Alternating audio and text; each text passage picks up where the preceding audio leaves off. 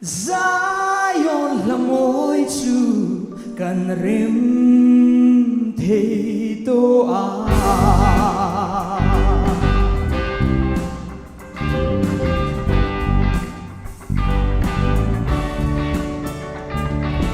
Babylon lui cam ma chui kanun hian lal pa ngai si eng tin nghe ni ram chang chua Zion là môi chu cần rem thế ang le Babylon ram chang hia i chang na in min shuai chuak la i tharau thiang limi Zion va de Zion là môi chu cần rem thế tô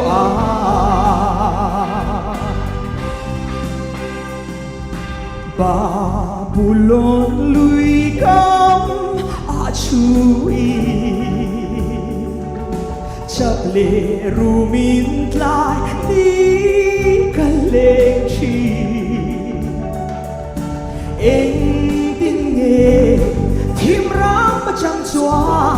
Zion pathian da kan zai the ang le Babylon ram chang hia i chang na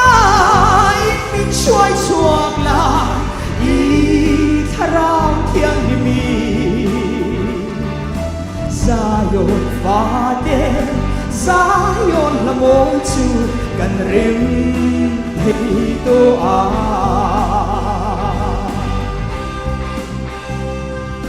Babylon lui cam ma de chua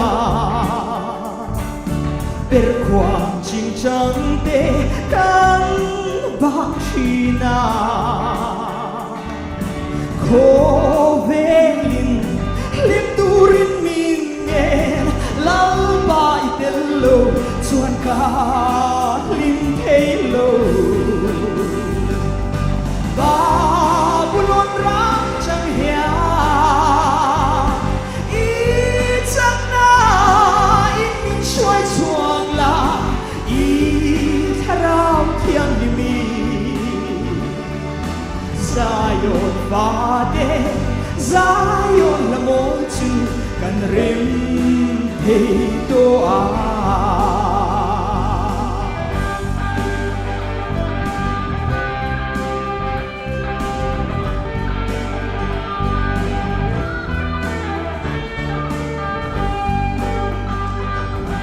O Isu ka thấy nhìn lộn chê kanun na ber ain ka thang chê e tông hồ sắc na chẳng chuan lal ban min shuai chua ta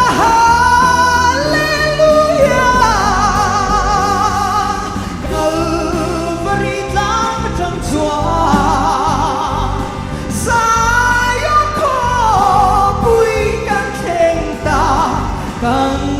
rimoi per quande Zion va de Zion la môi chu remin kan zai da